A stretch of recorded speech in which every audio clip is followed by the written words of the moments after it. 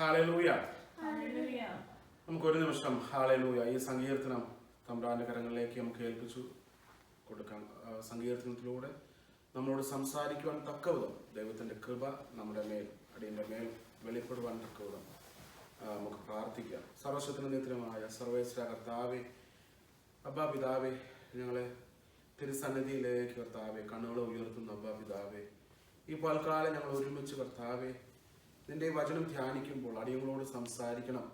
ദൈവവചനത്തിലൂടെ കർത്താവേ ഈ സങ്കീർത്തനത്തിലൂടെ ഞങ്ങളുടെ അടിയങ്ങളോട് ഹല്ലേലൂയ സംസാരിക്കുകയും ബലപ്പെടുത്തുകയും ഞങ്ങൾക്ക് ആവശ്യമായ ആലോചനകളെ അവിടെ നിന്ന് തരുമാറാവുകയും ചെയ്യുമെന്ന് പ്രാർത്ഥിക്കുന്നു. കർത്താവെ, നിന്റെ മക്കളെ അടിയൻ അവിടുത്തെ കരങ്ങളിലേക്ക് ഏൽപ്പിക്കുന്നു.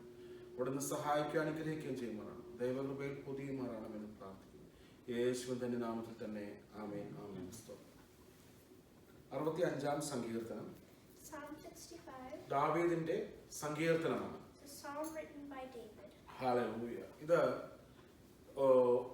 ദൈവസന്നിധിയിലെ ഒരു അനുഗ്രഹം പ്രാപിക്കേണ്ടതിന് തക്കവിധം പ്രാർത്ഥിക്കുന്ന ഒരു സങ്കീർത്തനമാണ് 65-ാം സങ്കീർത്തനം. Psalm 65 is a psalm of prayer to receive blessings. Amen. Hallelujah. Praise the Lord. അതുകൊണ്ടാണ് ദാവീദ് ഒരു ഉറച്ച ബോധ്യത്തിൽ നിന്നാണ് ഈ സങ്കീർത്തനം ദൈവസന്നിധിയിൽ ആലപിക്കുന്നത്. That is why David is saying this song with the confidence in his heart. Yeah, amen. Hallelujah. അതുകൊണ്ട് ദൈവസന്നിധിയിൽ ദാവീദ് ഏറ്റുപറയുകയാണ്, ദൈവമേ, സിയോണിൽ നിനക്ക് സ്തുതി, നിനക്ക് തന്നെ നേർച്ച കഴിക്കുന്നു, പ്രാർത്ഥന കഴിക്കുന്നതിനായുള്ളവയെ സകല ജഡവും നിന്റെ അടുക്കിലേക്ക് വരുന്നു. That is why David is saying, praise is awaiting you, O God, in Zion, and to you the vow shall be performed. Yeah. O you who hear prayer, to you all flesh will come. കഴിഞ്ഞ ദിവസം നമ്മൾ ചിന്തിച്ചതുപോലെ ഒരു ഭക്തന്റെ ഏറ്റവും വലിയ ആഗ്രഹമാണ്, like we heard yesterday, what a godly man's desire is to തന്റെ ദൈവത്തിന്റെ നാമത്തെ സകല ഭൂമിയിലും അറിയപ്പെടുക എന്നുള്ളത്. For the people to know their God's name all around the earth. Amen. അതുകൊണ്ടാണ് സങ്കീർത്തനകാരൻ പറയാണ്, കർത്താവേ, that is why the psalmist is saying, സകല ജഡവും നിന്റെ അടുക്കലേക്ക് വരുന്നു. To you all flesh will come. സങ്കീർത്തനകാരന് ഒരു ബോധ്യമുണ്ട്, കൺവിക്ഷൻ ഉണ്ട്, യഹോവയല്ലാതെ മറ്റൊരു ദൈവവുമില്ല. The psalmist has a conviction that there is no other God than this God.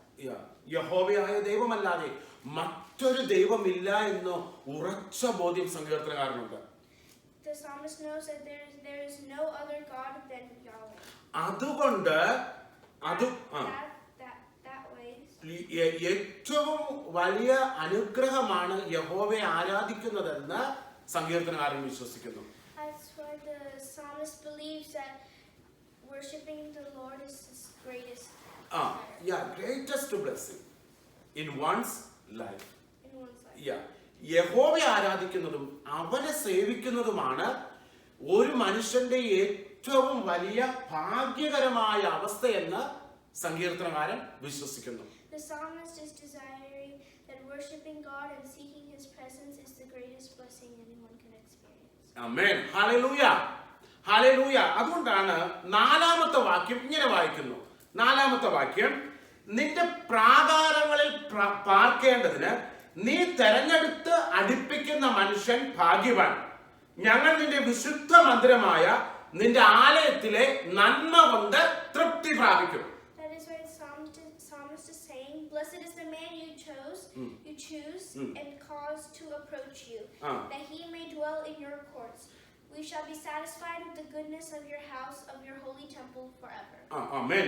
അപ്പോൾ ദൈവത്തിന്റെ തിരഞ്ഞെടുപ്പിന് ഒരു പർപ്പസ് ഉണ്ട്, ഉദ്ദേശമുണ്ട്. So that's why the Lord's anointing or appointing has a special service. ആ സ്പെഷ്യൽ പർപ്പസ് എന്താണെന്നാണ് ഇവിടെ പറയുന്നത്. ഒന്ന് വായിച്ചേ. ഞങ്ങൾ നിന്റെ വിശുദ്ധ മന്ദിരമായ നിന്റെ ആലയത്തിലെ നന്മ കൊണ്ട് തൃപ്തരാകും.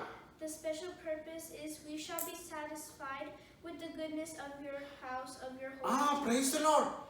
ദൈവം നമ്മെ തിരഞ്ഞെടുത്തിരിക്കുന്നത് സ്വർഗീയ നന്മകളെ അനുഭവിക്കുവാനാണ്. God chose us to experience his heavenly blessings. ദൈവം സ്വർഗീയനാണ്. God is from heaven. He is holy. അവന്റെ തിരഞ്ഞെടുപ്പ് സ്വർഗീയമാണ്. His purpose is holy. അവന്റെ selection സ്വർഗീയമാണ്. His selection is holy.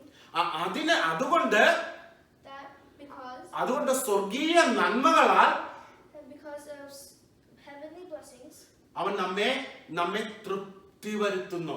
he satisfies with his heavenly blessings. നമുക്ക് എഫേസ്യ ലേഖനം നമുക്കൊന്ന് വായിക്കാം. എഫേഷ്യൻസ് 1-ാം അധ്യായത്തില് പൗലോസ് അപ്പോസ്തലൻ ഇതുമായിട്ട് ബന്ധപ്പെട്ട് ഒരു വാക്യം പറയുന്നുണ്ട്.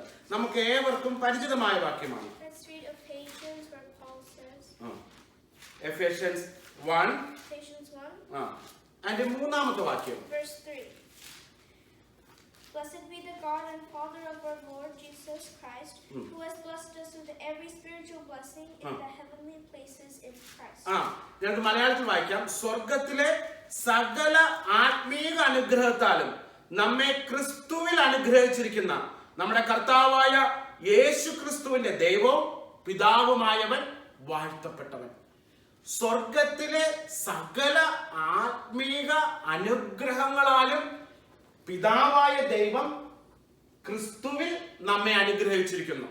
Through the heavenly blessings through Jesus Christ we are blessed. We are blessed.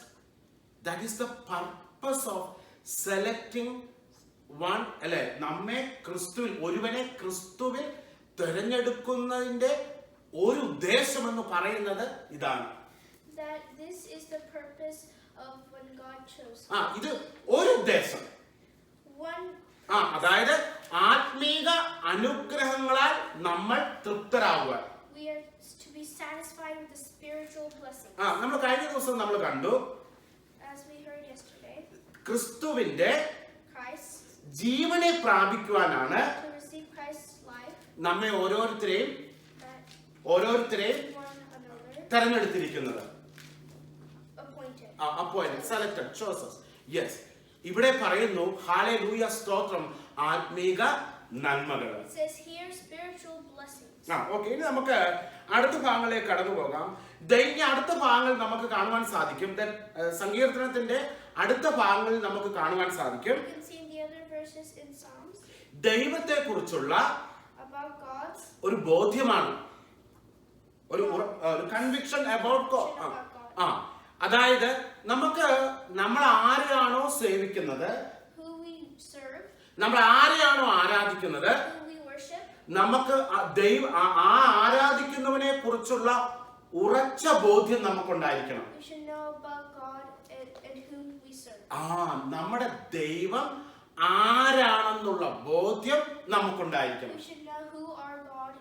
അതുകൊണ്ടാണ് മോശയോട് ദൈവം പറഞ്ഞത്, അല്ലേ, B still, know that I am your God. That's why God said to Moses, be still and know that I am. മറ്റൊരു സങ്കീർത്തനത്തിൽ പറയുന്നു, നീ മൗനമായിരുന്ന്. It says in a different song. നീ മൗനമായിരുന്ന് ഞാൻ ദൈവമെന്ന് അറിഞ്ഞുകൊള്ളുവിൻ. Be still and know that I am God. ദൈവമെന്ന് അറിഞ്ഞുകൊള്ളുവിൻ. ഇവിടെ സങ്കീർത്തനകാരൻ പറയാണ്, എനിക്ക് എന്റെ ദൈവത്തെ കുറിച്ച് ഉറച്ച ബോധ്യമുണ്ട്. It says here that we have a pure conviction about our God. അവൻ എന്നെ ഒരു നാളും കൈവിടുകയില്ല. He will never leave us. അവൻ എന്നെ എല്ലാ ദിവസവും എന്നെ കരം പിടിച്ചു നടത്തും. He leads us day by day. മരണത്തിന്റെ താഴ്വരയിൽ കൂടി നടന്നാലും even if we walk through the valley of the shadow ഞാൻ ഒരു അനർത്ഥവും ഭയപ്പെടുകയില്ല. I will fear no evil. എന്തെന്നാൽ എന്റെ ദൈവം എന്നെ കരം പിടിച്ചിരിക്കുന്നു. Because my God holds me. ഞാൻ ആരാധിക്കുന്ന ദൈവം, the God I worship, സകലത്തിനും നാഥനാണ്. is the God of everything. സകലത്തിന്റെയും ഉടയവനാണ്. He is the God of every creator. ഒരു ബോധ്യം that knowledge സങ്കീർത്തനകാരനുണ്ട്. പ്രിയമുള്ളവരെ നമുക്കും for us ഇങ്ങനെ ഒരു ബോധ്യം we need this ഒരു ഉറച്ച ബോധ്യം conviction നമുക്കുണ്ടായിരിക്കണം. we need. നമ്മൾ ആരെയാണ് സേവിക്കുന്നത്, Who we serve, നമ്മൾ ആരെയാണ് ഫോളോ ചെയ്യുന്നത്, who we follow, നമ്മൾ ആരുടെ മക്കളാണ്. who we are the ഈ children. ഒരു ബോധ്യം This knowledge നമ്മെ സകല പ്രശ്നങ്ങളിൽ നിന്നും, will save us from all our problems, നമ്മുടെ സകല സങ്കടങ്ങളിൽ നിന്നും, will save us from all our sadness, നമ്മുടെ ജീവിതത്തിന്റെ സകല പ്രതിസന്ധികളിൽ നിന്നും from all our problems and circumstances, നമ്മെ വിടുവിക്കുവാൻ, to save us, നമ്മുടെ പ്രശ്നങ്ങളിലേക്ക് ഇറങ്ങി വരുന്ന, നമ്മുടെ പ്രശ്നങ്ങളിലേക്ക് ഇറങ്ങി വരുന്ന to come in the midst of our problems, ഒരു ദൈവത്തെയാണ് നാം സേവിക്കുന്നത്. is a God we serve. ഇത് തന്നെയാണ് പുറപ്പാട് പുസ്തകത്തിൽ നമുക്ക് കാണുവാൻ സാധിക്കും. അവരുടെ പ്രശ്നങ്ങളുടെ, അവരുടെ കണ്ണുനീരിന്റെ മധ്യ, നിലവിളിയുടെ മധ്യ ഇറങ്ങി വരുന്ന ദൈവത്തെ. We can see in Exodus the God in whom we serve comes in midst of our groanings and troubles. അവരുടെ കഷ്ടങ്ങളില്, അവരുടെ കണ്ണുനീരില് ഇറങ്ങി വരുന്ന ഒരു ദൈവത്തെ നമുക്ക് കാണുവാൻ സാധിക്കും. In our problems, in our tears, God is in the midst of us. നമുക്ക് എല്ലാവർക്കും അറിയാവുന്ന ഒരു ഭാഗം നമുക്കൊന്ന് ധ്യാനിക്കാം. ദാനിയേൽ പ്രവാചകന്റെ പുസ്തകം അല്ലെ, 4-ാമനായി അഗ്നിയുടെ മധ്യേ ഇറങ്ങി വന്ന സർവശക്തനായ ദൈവം. We know a very well story in the book of Daniel as the fourth man came in the midst of the fire. ആമേൻ. ഹല്ലേലൂയ. ദാനിയേൽ പ്രവാചനം അതിന്റെ 3-ാം അധ്യായം, Daniel verse 3. chapter 3. 3. അതിന്റെ 16 നമുക്ക് അതിന്റെ റീസൺ ആദ്യം നോക്കാം. 16 16-ാമത്തെ വാക്യത്തില് നമുക്ക് ഏവർക്കും ഈ കഥ ഈ സംഭവം പരിചയമായതുകൊണ്ട് ഞാൻ ആ ഭാഗങ്ങളിലേക്ക് ആഴത്തിൽ കടക്കുന്നില്ല. അതിന്റെ 16-ാമത്തെ വാക്യം വായിക്കാം. Let's read verse 16. ശദ്രക്കും മേശക്കും അബേദ്നെഗോവും രാജാവിനോട്, നെബൂഖദ്നേസറേ, ഈ കാര്യത്തിൽ ഉത്തരം പറയുവാൻ ആവശ്യമില്ല. Shadrach, Meshach, and Abednego answered and said to the king, O Nebuchadnezzar, we have no need to answer you in this matter. അതൊരു അസംഷൻ ആണ്, അതൊരു അസംഷൻ ആണ്. This is രാജാവിന് അറിഞ്ഞുകൂടെയോ? Shouldn't the king know? ഞങ്ങളെ കുറിച്ച് അറിഞ്ഞുകൂടെയോ? Shouldn't the king know about us? ഞങ്ങൾ ആരെ സേവിക്കുന്നവരാണെന്ന് അറിഞ്ഞുകൂടെയോ? Shouldn't you know that whom we serve? ഇതിനൊരു ഉത്തരം ആവശ്യമില്ല. We don't need an answer to this. ഞങ്ങൾ ആരെയാണോ സേവിക്കുന്നത്, In whom we serve, ഞങ്ങൾ ആരെയാണോ ആരാധിക്കുന്നത്, in whom we worship, ഞങ്ങൾ ആരുടെ നാമമാണോ ഉയർത്തുന്നത്, in whom we exalt his name, ആ ദൈവത്തിൽ ഞങ്ങൾ ആശ്രയിച്ചിരിക്കുന്നു. we put our trust in that God. അതുകൊണ്ട് Therefore, മറ്റ് യാതൊന്നിലും in any other any other God we will not, ഞങ്ങൾ യാതൊരു വിഗ്രഹത്തിന്റെയോ or any other idols we will not, പേര് പോലും even the name, ഞങ്ങളുടെ നാവ് കൊണ്ട് എടുക്കത്തില്ല. we won't even say it. പിന്നെയാണോ നമസ്കരിക്കുന്നത്? Is that why we ഇതിനൊരു ഉത്തരം ആവശ്യമില്ല. serve? We don't need an answer to this matter. ഞങ്ങൾ ഒരു നാളും Not in any day, no. ഞങ്ങൾ വേറൊരു ദൈവത്തിന്റെ നാമത്തെ ഞങ്ങൾ നമസ്കരിക്കുകയില്ല. We will not worship any other God. അങ്ങനെ ഞങ്ങൾ അതിന്റെ 17-ാമത്തെ വാക്യം, ഞങ്ങൾ സേവിക്കുന്ന ദൈവത്തിന് ഞങ്ങളെ വിടുവിക്കുവാൻ കഴിയുമെങ്കിൽ അവൻ ഞങ്ങളെ എരിയുന്ന തീച്ചൂളയിൽ നിന്നും രാജാവിന്റെ കയ്യിൽ നിന്നും വിടുവിക്കും. As we read verse 17, if that is the case, our God whom we serve is able to deliver us from the burning fiery furnace, and he will deliver us from your hand, O king. സകലത്തെയും സൃഷ്ടിച്ചവനായ, The creator who created all things, സകലത്തിന്റെയും നാഥനായ, who is the master of all things, സർവശക്തനായ ദൈവത്തെയാണ് the almighty God is ഞങ്ങൾ ആരാധിക്കുന്നത്. whom we serve. അതുകൊണ്ട് Therefore, ഈ എരിയുന്ന തീച്ചോള from this fiery furnace, അതിൽ നിന്ന് വിടുവിക്കുവാൻ he will deliver us. ഞങ്ങളുടെ ദൈവം ശക്തനാണ്. He will deliver us. അതുകൊണ്ട് ഞങ്ങൾക്ക് ഭയമില്ല. So that is why we have no fear. എന്റെ അടുത്ത വാക്യം വായിച്ചാട്ടെ. അല്ലെങ്കിലും ഇനി അങ്ങനെ അല്ലെങ്കിൽ തന്നെ എവിടെയാണ് നമ്മൾ ശ്രദ്ധിക്കേണ്ടത്? This is where we should notice. ഞങ്ങൾ 18 വായിച്ചാട്ടെ. But if not, let it be known to you, O king, that we do not serve your gods, nor will we worship the gold image which you have set up. ഞങ്ങളുടെ ദൈവം ഞങ്ങളെ വിടുവിച്ചാലും വിടുവിച്ചില്ലെങ്കിലും if our God does not say, if our God saves us or not, ഇവിടെ ഉയർത്തിയിരിക്കുന്ന ദൈവത്തെ, ഇവിടെ ഉയർത്തിയിരിക്കുന്ന ഈ സ്വർണ്ണബിംബത്തെ this idol that you raise up, ഞങ്ങൾ ആരാധിക്കില്ല. we will not worship. ഞങ്ങളുടെ ദൈവം ദൈവമാകൊണ്ട് ഞങ്ങൾ അവനെ പിൻപറ്റുന്നു. We know that our God and we will worship him. വിടുവിക്കോ വിടുവിക്കാതിരിക്കോ അതല്ല ഞങ്ങളുടെ പ്രശ്നം. Our problem is not if he will save or not. ഞങ്ങളുടെ ദൈവം വിടുവിക്കുവാൻ ശക്തനാണ്. Our God is mighty to save. ഞങ്ങളുടെ ദൈവം സൗഖ്യമാക്കുവാൻ ശക്തനാണ്. Our God is able to heal us. ഞങ്ങളുടെ സങ്കടങ്ങളെ തുടച്ചു നീക്കുവാൻ ശക്തനാണ്. In our sadness, he is able to comfort us. ഞങ്ങളുടെ പ്രശ്നങ്ങളുടെ മധ്യേ ഇറങ്ങി വരുന്നവനാണ്. He is the God who comes out in the midst. ഞങ്ങളെ കുറിച്ചുള്ള ചരിത്രം അതാണ് പഠിപ്പിക്കുന്നത്. That is concerning us. That is what we heard. ഞങ്ങളെ കുറിച്ചുള്ള ചരിത്രം അതാണ് പഠിപ്പിക്കുന്നത്. ഞങ്ങളുടെ ദൈവം ഞങ്ങളുടെ പ്രശ്നങ്ങളുടെ മധ്യേ ഇറങ്ങി വരുന്നവനാ. Of what we learned, we know that our God will come out in the midst. ഞങ്ങളുടെ ദൈവം ഒരു ജീവനുള്ള ദൈവമാ. Our God is a living God. ഈ സ്വർണ്ണബിംബത്തെ പോലെ Unlike this gold image, ചെവിയുണ്ടെങ്കിലും it has ears. കേൾക്കാത്തതല്ല. It does not hear. വായുണ്ടെങ്കിലും It has a mouth, സംസാരിക്കാൻ സാധിക്കാത്ത ഒന്നല്ല. but it cannot speak. ഞങ്ങളുടെ ദൈവം Our God, സർവ്വവ്യാപിയും സർവശക്തനും ജീവനുമുള്ളവനാണ്. He is in control of all things, and he is almighty, and he will help us. ജീവനുള്ള ദൈവം.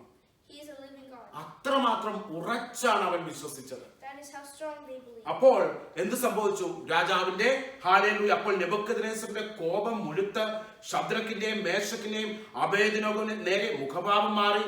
ചൂള പതിവായി ചൂടുപിടിപ്പിച്ചതിൽ 7 മടങ്ങ് ചൂടുപിടിപ്പിക്കുവാൻ അവൻ കൽപ്പിച്ചു. Then Nebuchadnezzar was full of fury, and the expression of his face changed towards Shadrach, Meshach, and Abednego. He spoke and commanded that they heat the furnace 7 times more than it was usually heated. ഒരുവൻ വിശ്വാസത്തോടെ ദൈവത്തിന്റെ വചനത്തിൽ ഉറച്ചു നിൽക്കുമ്പോൾ, when one stands firm in the word of God, ഒരുവൻ ദൈവത്തിന്റെ നീതിയിൽ ഉറച്ചു നിൽക്കുമ്പോൾ, when one stands in the righteousness, ശത്രുവിന്റെ കോപം, the anger of the devil, അവൻ ഇവിടെ പറയുന്നു 7 മടങ്ങ് ചൂട് കൂട്ടി എന്നാ പറയുന്നത്. he will heat the fire 7 times more. ദൈവത്തിന്റെ നീതിക്ക് വേണ്ടി ആരെല്ലാം കാത്തിരിക്കുന്നുവോ അവരുടെ മേൽ ശത്രുവിന്റെ പോരാട്ടത്തിന്റെ ശക്തി വർദ്ധിക്കും. All those who stand in the word of God and in his righteousness, the devil will attack. അതുകൊണ്ടാണ് പത്രോസ് അപ്പോസ്തലൻ പഠിപ്പിക്കുന്നു. That is why Peter teaches us. അവൻ ശത്രു ആരെ വിഴുങ്ങേണ്ടുന്നു എന്ന് പറഞ്ഞുകൊണ്ട് ചുറ്റി നടക്കുന്ന ഒരു സിംഹത്തെ പോലെയാണെന്ന്. That's why Peter says that the devil is like a lion who is waiting for whom to devour. ഇവിടെ ശദ്രക്കിനെയും മേശക്കിനെയും അബേദ്നെഗോയെയും ഡിവോർ ചെയ്യുവാൻ, വിഴുങ്ങുവാൻ നെബൂഖദ്നേസർ ശ്രമിക്കുകയാണ്. Nebuchadnezzar is trying to devour Shadrach, Meshach, and Abednego. പക്ഷേ അവരുടെ വിശ്വാസത്തിൽ നിന്ന് അവരെ തെറ്റിച്ചു കളയാൻ അവന് സാധിച്ചില്ല. But he was not able to make them let go of their faith. ഈ 3 പേരെയും എരിയുന്ന തീച്ചൂളയിലേക്ക് രാജാവിന്റെ കിങ്കരന്മാർ എറിഞ്ഞു. These 3 people the king threw into the burning fire. പക്ഷേ ഹല്ലേലൂയ 24-ാം വാക്യത്തിലേക്ക് കടന്നു ചെല്ലുമ്പോൾ നമുക്ക് കാണുവാൻ സാധിക്കും. As we can go to verse 24. Nebuchadnezzar രാജാവ് ഭ്രമിച്ച് വേഗത്തിൽ എഴുന്നേറ്റ് മന്ത്രിമാരോട്, നാം 3 പുരുഷന്മാരെ അല്ലയോ ബന്ധിച്ച് തീയിലിട്ടത് എന്ന് ചോദിച്ചതിന് അവർ സത്യം തന്നെ രാജാവേ എന്ന് രാജാവിനോട് പറഞ്ഞു. Then King Nebuchadnezzar was astonished, and he rose in haste and spoke to his counselors, saying to his counselors, did we not cast 3 men bound into the midst of the fire? അതിന് അവർ 4 പുരുഷന്മാർ കെട്ടഴിഞ്ഞ് തീയിൽ നടക്കുന്നത് ഞാൻ കാണുന്നു, അവർക്ക് ഒരു കേടും തട്ടിയിട്ടില്ല, 4-ാമത്തവന്റെ രൂപം ഒരു ദൈവപുത്രനോട് ഒന്നിക്കുന്നു എന്ന് കൽപ്പിച്ചു. Hallelujah. Look, he answered, I see 4 men loose, walking in the midst of the fire, and they are not hurt, and the form of the 4th one is like the Son of God. Praise the Lord. Praise the Lord. Hallelujah. ദൈവത്തിന്റെ വചനത്തിൽ ഒരുവൻ വിശ്വസിച്ചുകൊണ്ട്, This This is what happens when someone believes in the word. ദൈവത്തിന്റെ നീതിയിൽ വിശ്വസിച്ചുകൊണ്ട് When they believe in the righteousness of Him. ഒരുവൻ വിശ്വാസത്തിന് വേണ്ടി നിൽക്കുമ്പോൾ When one stands for the faith of God. അല്ലെ അവന്റെ പ്രശ്നത്തിന്റെ മധ്യേ ഇറങ്ങി വന്ന് നാലാമനായി ഇറങ്ങി വന്ന് വിടുവിക്കുന്ന ദൈവത്തെയാണ് നാം ഇവിടെ കാണുന്നത്. The God we see is the one who comes as the fourth man in our midst. ഇതൊരു ബോധ്യമാണ്. This is a knowledge. ഇതൊരു ഉറപ്പാണ്. This is a confidence. ഇങ്ങനെ ഒരു ഉറപ്പ് In this confidence. നമ്മുടെ വിശ്വാസ ജീവിതത്തിൽ in our faith. നമുക്കുണ്ടായിരിക്കണം. We need. ആമേൻ. അതുകൊണ്ട് സങ്കീർത്തനകാരൻ ഇവിടെ പറയുന്നു അവൻ ആത്മീക നന്മകൾ കൊണ്ട് നമ്മെ പരിപോഷിപ്പിക്കുന്നു.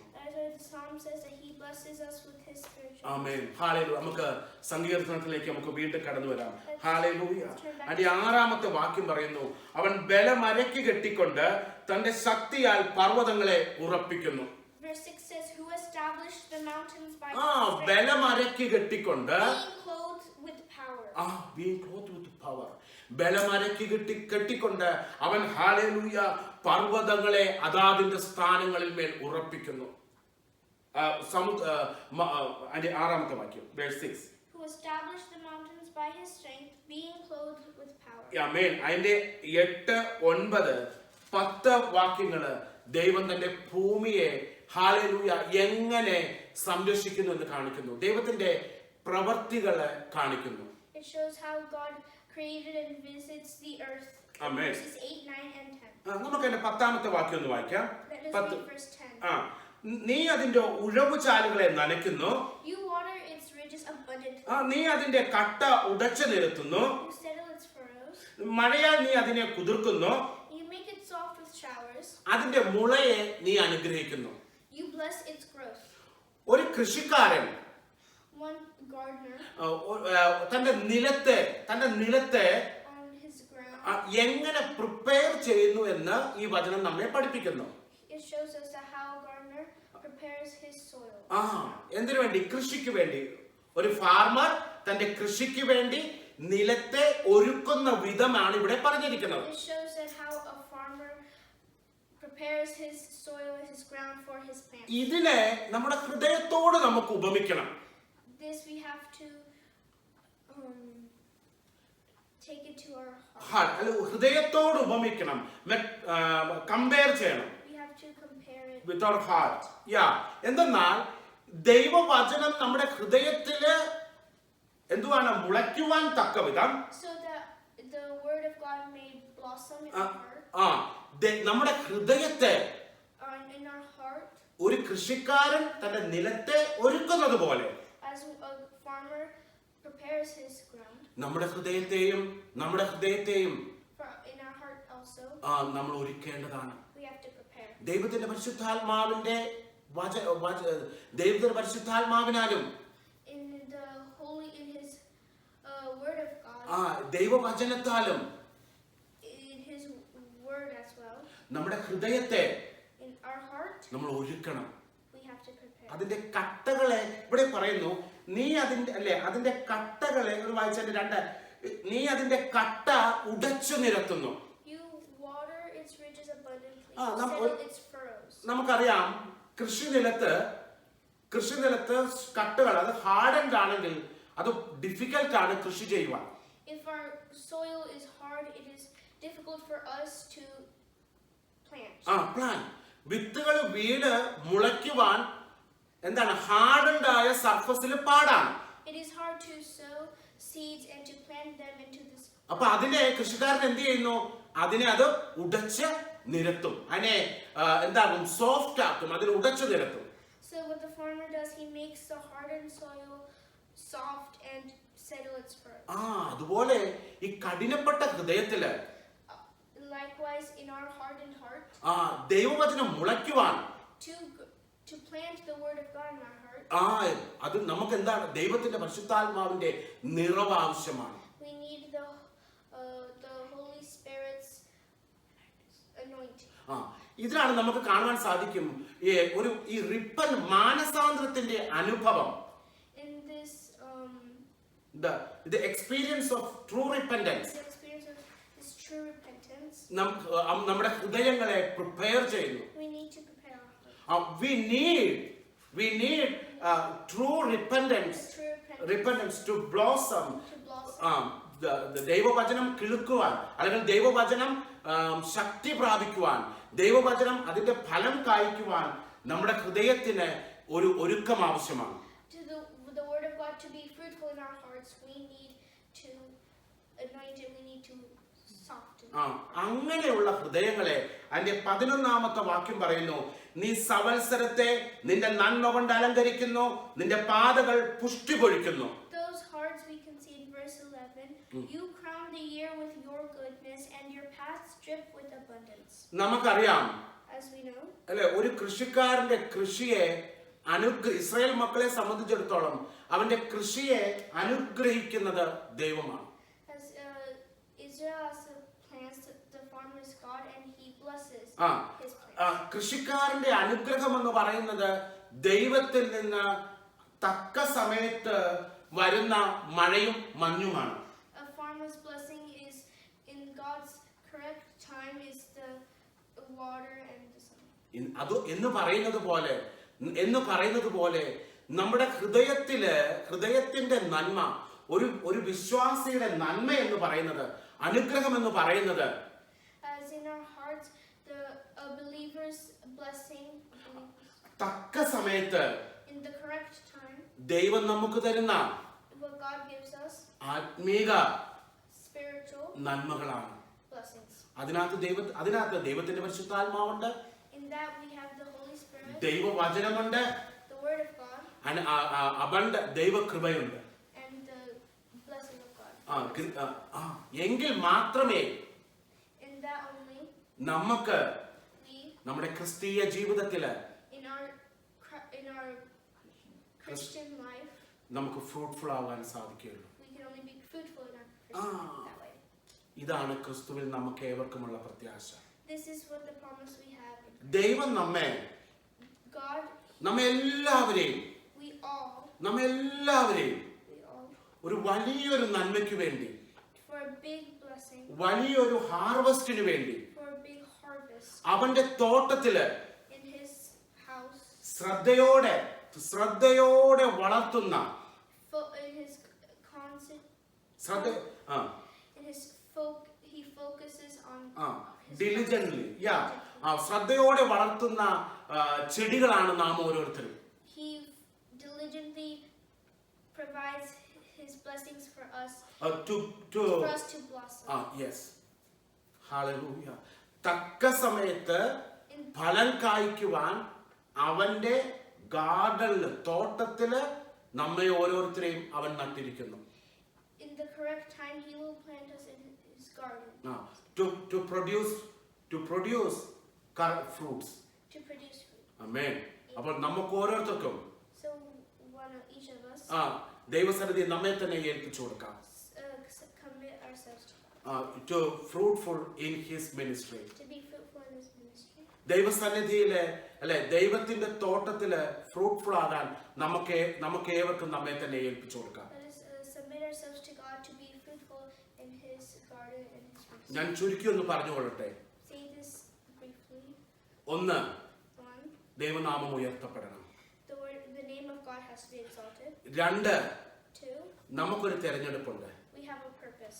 ദൈവം നമ്മെ God ആത്മീക നന്മകളാൽ will bless us നമ്മെ അനുഗ്രഹിക്കുന്നു. with his heavenly blessings. അവന്റെ ആലയത്തിലെ In his temple, ആത്മീക നന്മകളാൽ in spiritual blessings, നമ്മെ അനുഗ്രഹിക്കുന്നു. he blesses us. 3, 3, ദൈവത്തെ കുറിച്ചുള്ള the knowledge of God. ഒരു ബോധ്യം നമുക്കുണ്ടായിരിക്കണം. We need a knowledge of a conviction. Conviction of God. ദൈവത്തെ കുറിച്ച് ഉറച്ച ബോധ്യം, വിശ്വാസം നമുക്കുണ്ടായിരിക്കണം. We need a pure conviction about God and our faith. അതുപോലെ തന്നെ Likewise, ദൈവത്തിന്റെ തോട്ടത്തിലെ in God's garden, നമ്മൾ ഓരോരുത്തരും each of us, ഓരോ നല്ല ചെടികളാണ്. we are good plants. തക്ക സമയത്ത് In the correct time, നന്നായി ഫലം കായ്ക്കുവാൻ to be fruitful well, നമുക്ക് ദൈവസന്നിധിയിൽ നമ്മുടെ കർത്താവിനോട് നമുക്ക് പ്രാർത്ഥിക്കാം. let us pray in the presence of our God. ഈ വചനത്താൽ ദൈവമായ കർത്താവ് നമ്മെല്ലാവരെയും സമർത്ഥമായി അനുഗ്രഹിക്കട്ടെ. Through this word, may God bless us all. Amen. Amen. Price